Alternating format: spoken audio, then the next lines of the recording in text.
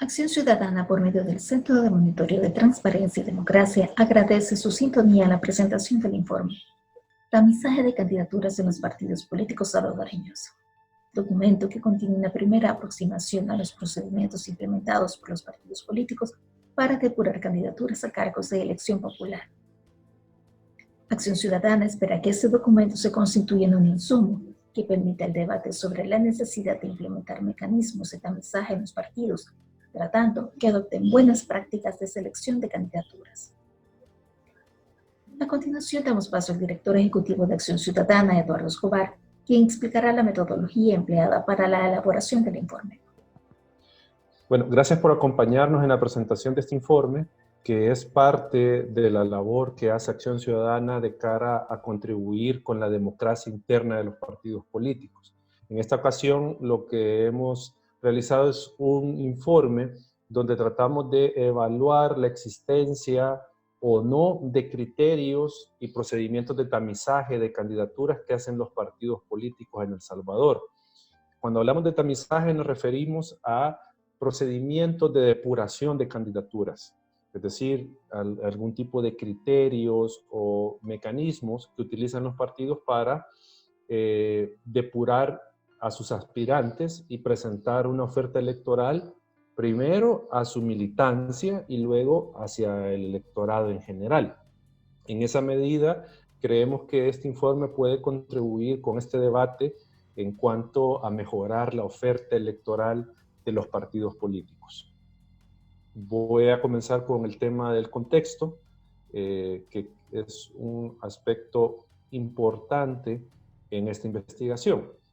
En primer lugar, habría que señalar que los partidos políticos venían de una tradición donde la elección de sus candidaturas no tenía, salvo algunas excepciones, no tenía ningún aspecto democrático. Es decir, eran procesos donde la cúpula del partido decidía totalmente quiénes se iban a convertir en candidatos.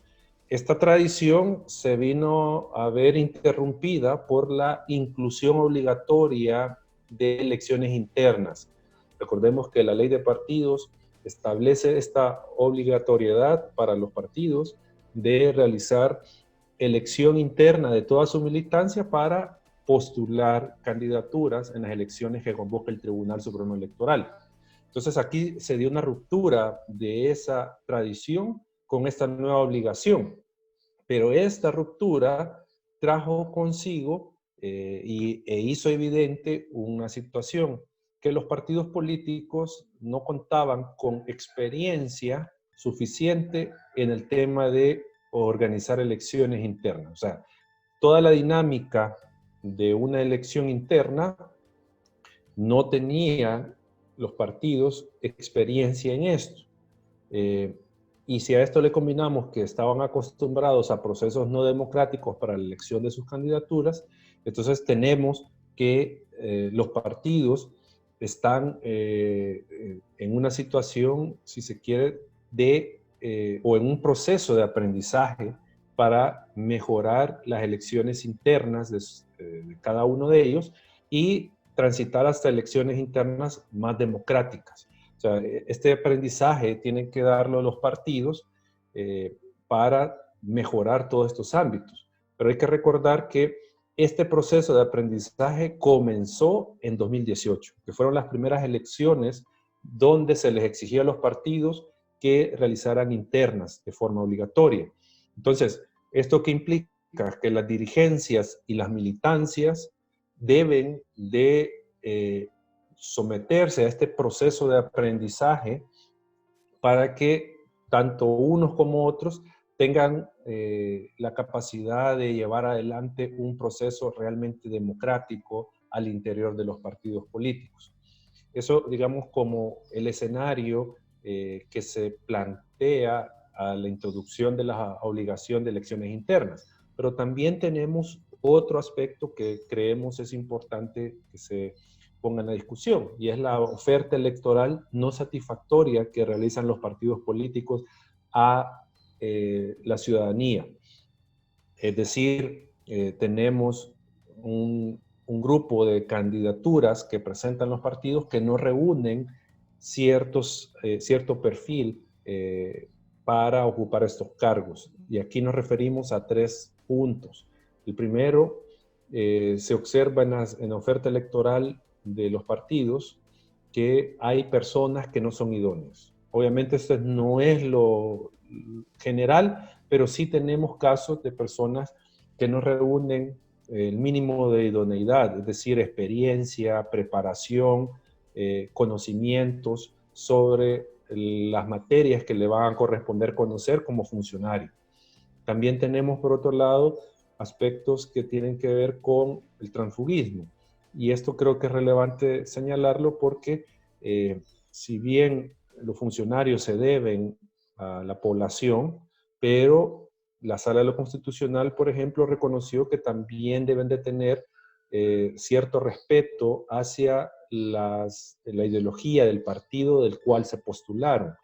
Entonces, sin duda, la oferta electoral, en algunos casos que presentan los partidos, estas personas no tienen, digamos, esa fidelidad al partido, a los principios que promueve ese partido, y esto sin duda tiene una afectación a la hora de ejercer el cargo público. Y lo último es que tiene que ver con que hay personas que sin duda no reúnen el requisito de probidad. Son personas muy cuestionadas en varios de sus ámbitos de vida y por lo tanto esto suma a que no sea una oferta electoral satisfactoria. Ahora, sobre esto habría que decir que a la fecha no hay criterios públicos sobre depuración de candidaturas en los partidos. O sea, no se conocen, más allá de algunas generalidades, pero no se conoce cuáles son los criterios y los mecanismos que usa un partido para no aceptar una postulación. Y por qué otras sí son aceptadas. Eso no se conoce. Y en esa medida, esto supone una desventaja para cierto grupo de militantes de los partidos, porque al final no saben a qué atenerse en cuanto a los criterios que va a implementar las autoridades del partido para decidir si aceptan o no su candidatura. Esto al final abre la puerta a la discrecionalidad de los partidos. O sea, las dirigencias obtienen, en este caso, a partir de la depuración de candidaturas, obtienen discrecionalidad para decidir quiénes sí y quiénes no pueden convertirse en candidatos. Entonces, si los partidos, y este es nuestro punto, lo que creemos, que si los partidos implementan criterios de tamizaje, esto podría provocar, en primer lugar, más equidad en la contienda, es decir, que todo militante de partido político pueda, en igualdad de condiciones, acceder a postularse y al final ocupar una candidatura. Porque eso es uno de los aspectos que podría provocarse, el que se conozca públicamente cuáles son los criterios de ponderación y evaluación que hacen los partidos para aceptar una candidatura. Y lo otro, que es, digamos, un beneficio que no solo se remite al partido, sino que para el electorado, es el que se mejorarían las candidaturas. O sea, las personas que se presentan como oferta electoral serían de una calidad mejor, o sea, serían más idóneos, más probos. Eso es lo que podría provocar, porque al tener esta evaluación se posibilitaría ese proceso de mejoramiento de candidaturas.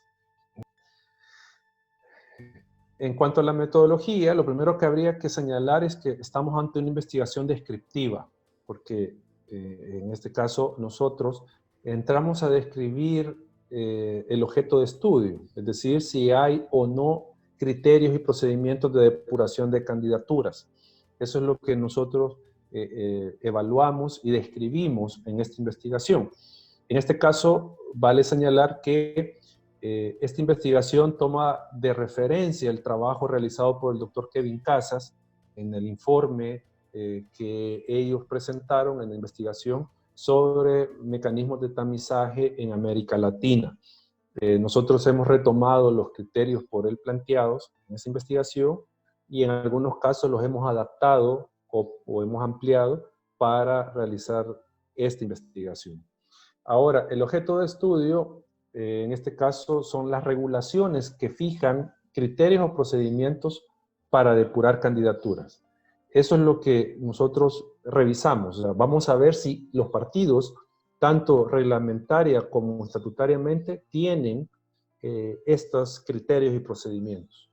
En este caso, nosotros evaluamos 10 partidos políticos para indagar si tienen o no estos criterios o procedimientos. La investigación fue meramente documental y esto lo que implicó es revisar los últimos reglamentos electorales, los estatutos de los partidos políticos, junto con visitas a su sitio web para encontrar mayor información sobre cómo los partidos depuran a sus candidaturas. Finalmente, tenemos que en la investigación, a efectos metodológicos, se establecieron 3 áreas de análisis. La primera tiene que ver con requisitos personales y éticos. La segunda con exigencia de algunos requisitos partidarios. Y la tercera, aspectos procedimentales. Es decir, nosotros evaluamos en esta normativa de cada partido si existían estos requisitos. Y para eso nosotros utilizamos la siguiente matriz que se puede observar en la siguiente lámina, donde están claramente definidos los 3 procesos, los 3 criterios, los 3 ámbitos, y en cada uno se va evaluando diferentes ítems. Por ejemplo, la presentación de declaraciones de interés, la presentación de solvencias, si los partidos exigen alguna formación de sus aspirantes, la fuente de ingresos de las candidaturas, de los aspirantes, si se revela la fuente proyectada de financiamiento, por ejemplo, si se exige tiempo de militancia. Todos esos aspectos son los que nosotros evaluamos en esta investigación, que una vez esté disponible para todos ustedes, puedan descargarla y revisar todos estos ámbitos que se evaluaron. Con esto termino la parte introductoria y doy paso a nuestra investigadora Denise Iliesa para que ella les comente los hallazgos de esta investigación. Bueno, primero que nada, buenos días a todos y nuevamente gracias por acompañarnos.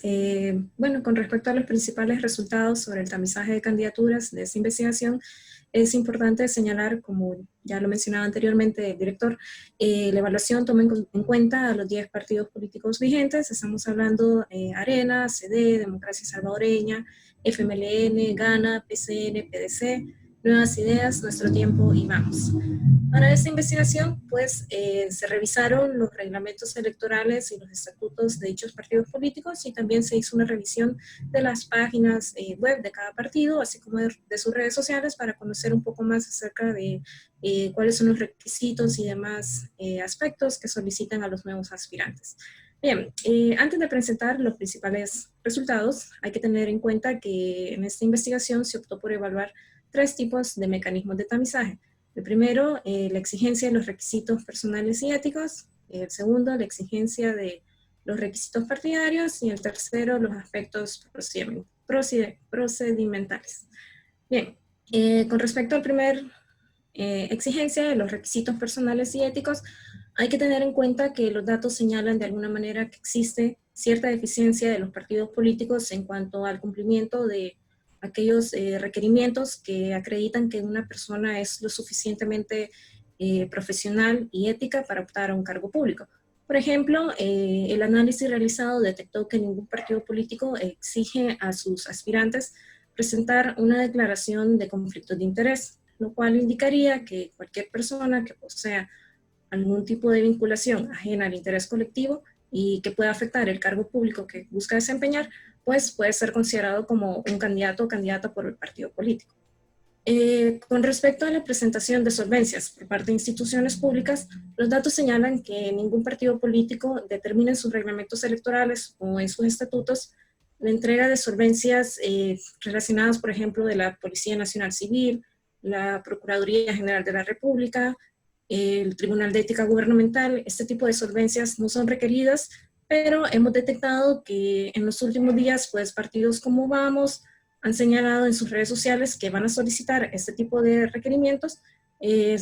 Específicamente hablan de antecedentes penales y una solvencia de la policía, y también Nuevas Ideas señala en su instructivo que va a requerir una constancia de antecedentes penales. Bueno, en cuanto a la exigencia de los aspirantes de presentar la fuente de sus ingresos, la información analizada señala que de los 10 partidos políticos evaluados, ningún partido político solicita a sus aspirantes, por ejemplo, revelar cuáles son las fuentes de financiamiento que estos van a tener una vez, por ejemplo, que van a utilizar durante las campañas electorales.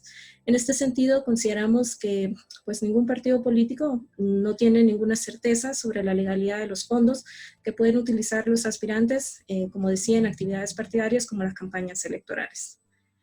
Bien, en la siguiente diapositiva seguimos siempre con los requisitos. La exigencia de contar con algún tipo de formación política. Hemos detectado que únicamente Nuestro Tiempo señala en sus estatutos que los aspirantes a un cargo de dirección interna dentro del partido, así como a un cargo de elección popular, deben de acreditar los cursos de capacitación y formación política que son también impartidos por el mismo partido político. En el resto de los partidos políticos, este tipo de exigencias pues no es señalada dentro de sus marcos legales. Bien, en referencia a la exigencia de preparación académica y experiencia profesional relevante por parte del aspirante, los datos señalan que ningún partido expresa formalmente este tipo de requerimiento.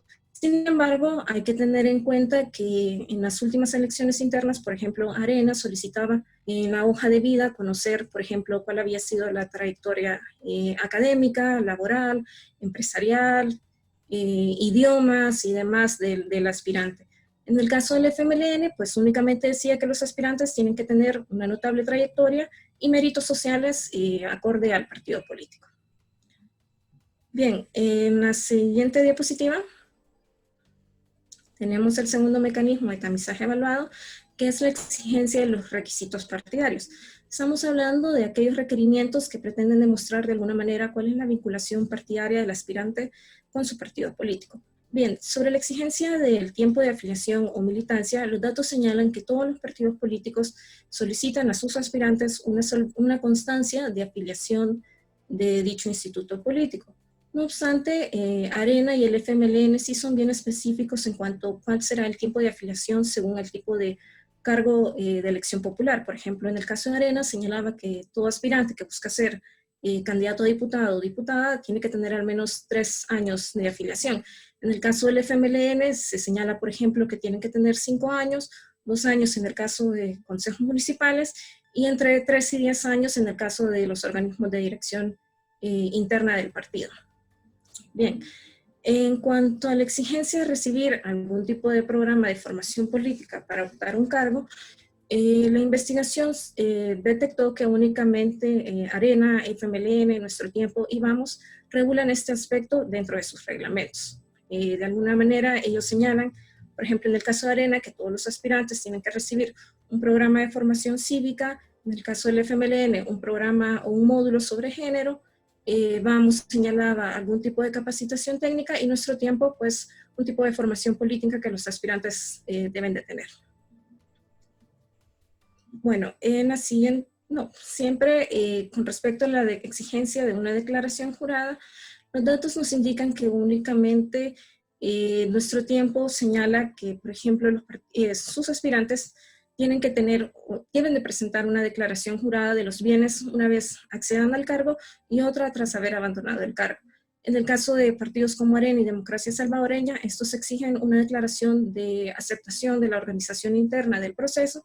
El PCN exige, por ejemplo, a sus aspirantes una declaración de cumplir con la plataforma política electoral del partido político, y en el caso del FMLN, pues exige una solvencia a sus aspirantes relacionadas a demandas o sanciones judiciales por hechos delictivos o violencia intrafamiliar.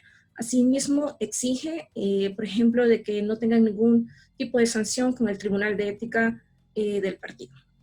Bien, y por último tenemos que ningún partido político estipula a sus candidatos o exige a ellos que revelen la fuente proyectada de su financiamiento para su campaña electoral.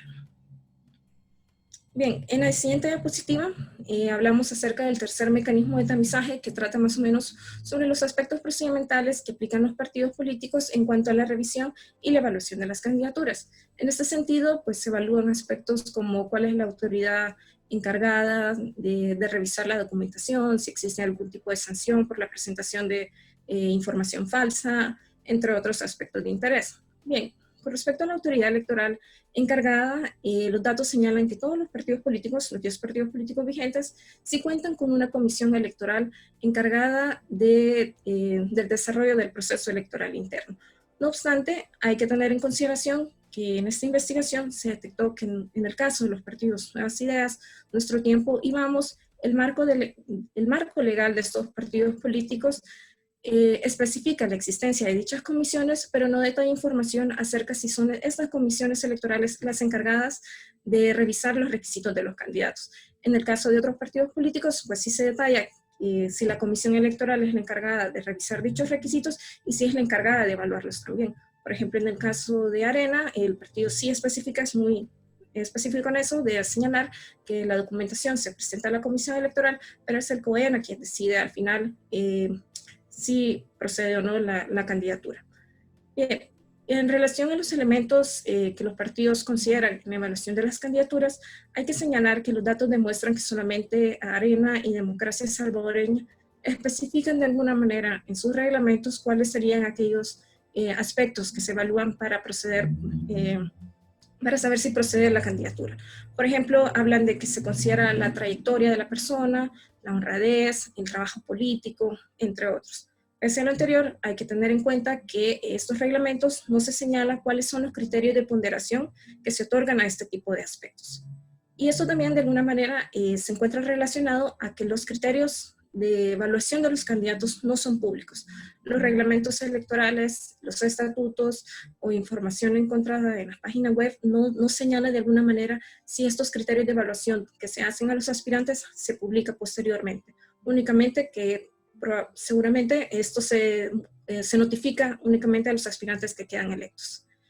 En cuanto a las sanciones por la entrega de datos falsos, pues la información analizada señala de que ningún partido político estipula en sus reglamentos electorales o en sus estatutos la existencia de este tipo de infracciones, por lo que es posible que cualquier persona pueda convertirse en un funcionario ante la falta de este tipo de controles dentro de los partidos políticos.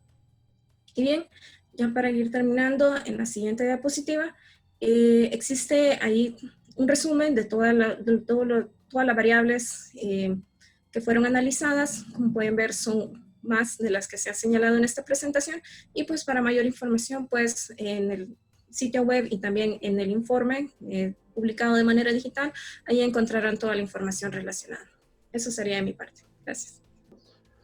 Bueno, agradecemos a nuestra investigadora por habernos mostrado estos hallazgos de la investigación, y para concluir vamos a dar un par de valoraciones finales.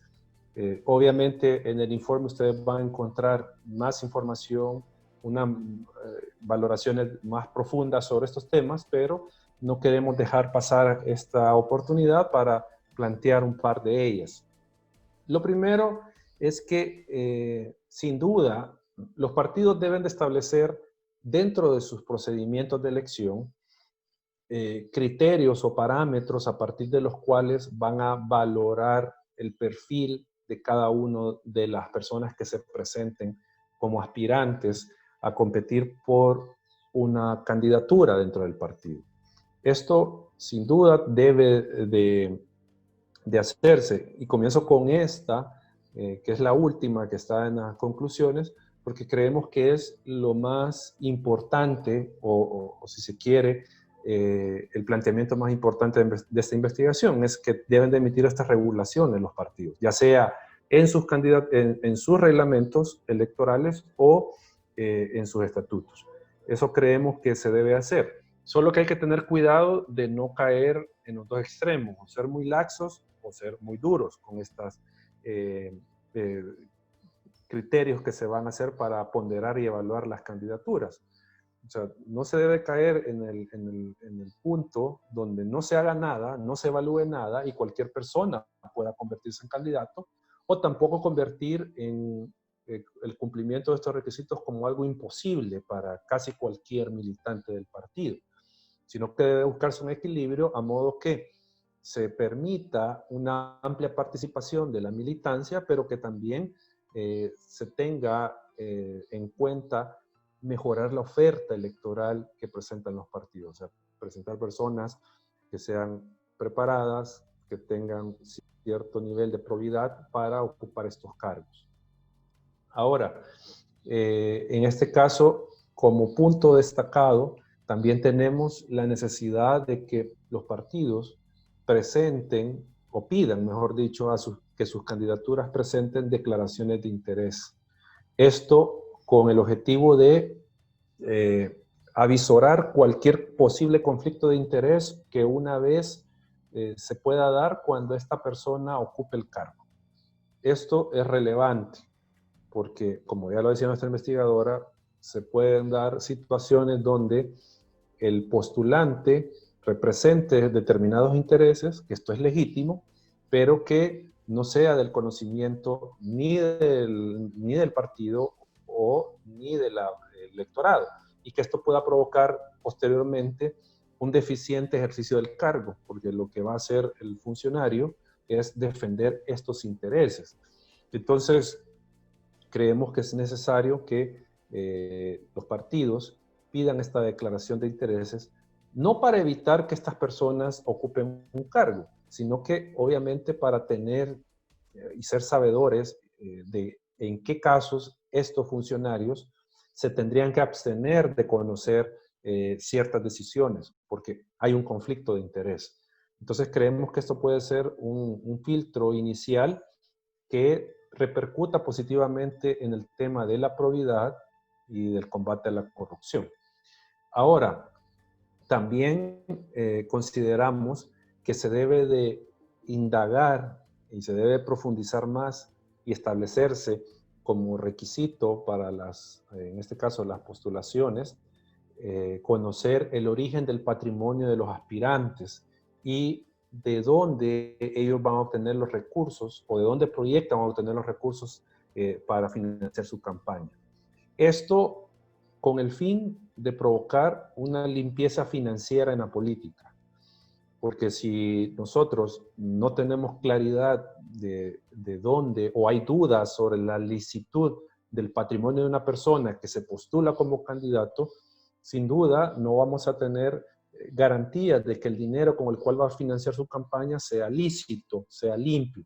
Y esto también debemos de verlo como un aporte que pueden hacer los partidos de cara a tener mayor probidad en el Estado y evitar corrupción. El último punto es que creemos que los partidos deben de dar un paso más y evaluar la preparación de los candidatos. Acá no debe de pensarse que se está queriendo burlar lo que dice la Constitución respecto a los requisitos, por ejemplo, para ocupar una diputación, porque en ese caso no se pide ninguna preparación, solo se dice genéricamente que deben de ser de instrucción notoria. Entonces, el punto acá es que los partidos le den contenido a la instrucción notoria. Y en este caso, esta instrucción notoria la podemos ver o la podríamos definir como una preparación académica, como una experiencia política relevante o una política en la administración pública relevante que nos puede, como electores, garantizar que esta persona tiene las competencias necesarias para ejercer el cargo público. Y estos criterios deben, sin duda, de gozar de la máxima publicidad. Es decir, todo ciudadano o ciudadana debe de conocer los criterios que utiliza un partido para seleccionar a sus aspirantes y permitirles que ingresen a conformar una planilla. Eso creemos que le abonaría a los partidos en el sentido de garantizar de mejor forma que se van a elegir personas con capacidad, con probidad, que al final estén comprometidas con la población y con los principios ideológicos o programáticos del partido, de cara a mejorar el ejercicio de la función pública, porque eso, en esos términos debemos de ver esto, y en esa medida podemos al menos tener una base a partir de la cual se pueda ir mejorando este vínculo de representación entre el pueblo y, en este caso, por ejemplo, los diputados, por ejemplo. Eso podría ir mejorando si los partidos introducen este tipo de regulaciones que pueden beneficiarlos a ellos, pero también, y sobre todo, lo más importante, beneficiar a la colectividad. Así que de esta forma les agradecemos que nos hayan escuchado y hayan visto esta presentación. Es de esta manera que damos por finalizada la presentación del informe Tamizaje de candidaturas en los partidos políticos salvadoreños.